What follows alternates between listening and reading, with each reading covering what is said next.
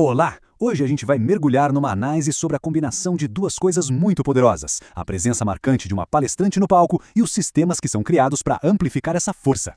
Para começar, o material que a gente está analisando já abre com essa observação, né? É sobre aquela energia que todo mundo na plateia sente na hora. Um respeito que vem antes mesmo da primeira palavra a ser dita. É algo que vai além da técnica, é uma autoridade que simplesmente preenche o lugar. E toda essa força, essa energia quase palpável que o texto descreve, pode ser resumida em uma única palavra: presença. É esse o nosso ponto de partida. Essa qualidade humana tão fundamental que a gente vai desvendar aqui. E para a gente entender melhor o que define essa presença, o material vai fundo. Ele descreve isso não como uma habilidade técnica, mas como uma forma de autoridade emocional. Sabe, algo que é sentido de uma forma muito profunda, muito imediata, por quem assiste. Tá, mas o que é essa autoridade emocional na prática? O texto quebra ela em 4 pilares. Primeiro, uma postura que grita segurança. Segundo, uma clareza na fala que simplesmente corta qualquer distração. Terceiro, uma elegância que conquista a atenção sem precisar fazer esforço. E por fim, uma presença tão magnética, mas tão magnética que é impossível ignorar. É uma força que, de fato, parece vir de dentro. Só que aqui a análise traz um ponto de virada, um conflito. Por mais poderosa que seja essa presença, ela muitas vezes esbarra num desafio que ninguém vê. Um atrito estrutural, uma bagunça nos bastidores, que ameaça diminuir todo esse impacto. E olha, esses desafios são super concretos. É aquela logística confusa que suga a energia da palestrante antes mesmo dela pisar no palco, sabe? São aqueles feedbacks genéricos que não dizem nada sobre o impacto real que ela causou. E são os materiais da palestra que acabam se perdendo por aí, o que enfraquece qualquer legado que poderia ser construído. E isso tudo nos leva ao que o texto chama de paradoxo do talento. Pensa bem, de um lado, um talento absurdo, uma presença inegável. Do outro lado, a completa falta de um sistema para dar suporte. E o que acontece? Todo aquele impacto corre o risco de simplesmente desaparecer.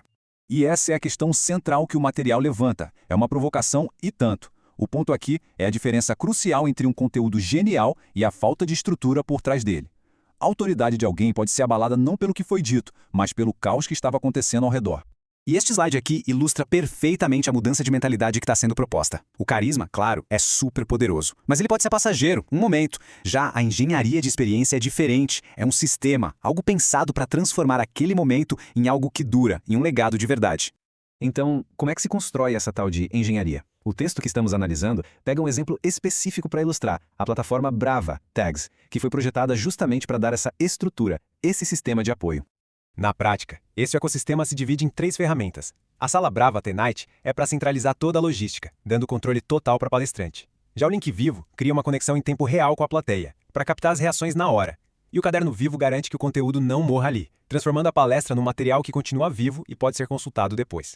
A filosofia por trás de tudo isso é o que a fonte chama de controle elegante. A ideia é que a tecnologia trabalhe nos bastidores, de forma bem discreta. Enquanto a palestrante está lá, brilhando, o sistema está por trás, organizando, medindo, sincronizando cada detalhe invisível. Isso libera o foco dela totalmente para a performance.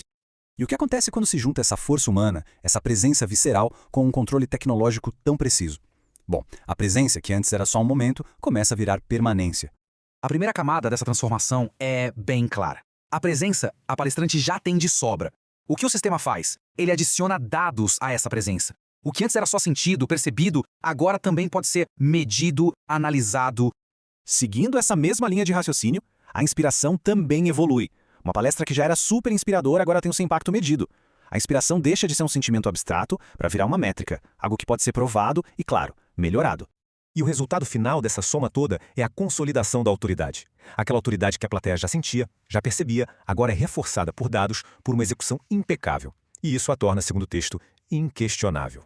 E o impacto dessa abordagem, segundo a fonte, vai muito além de uma única pessoa. Ela começa a definir um novo padrão de profissionalismo para todo o mercado, elevando o que a gente entende por liderança no palco.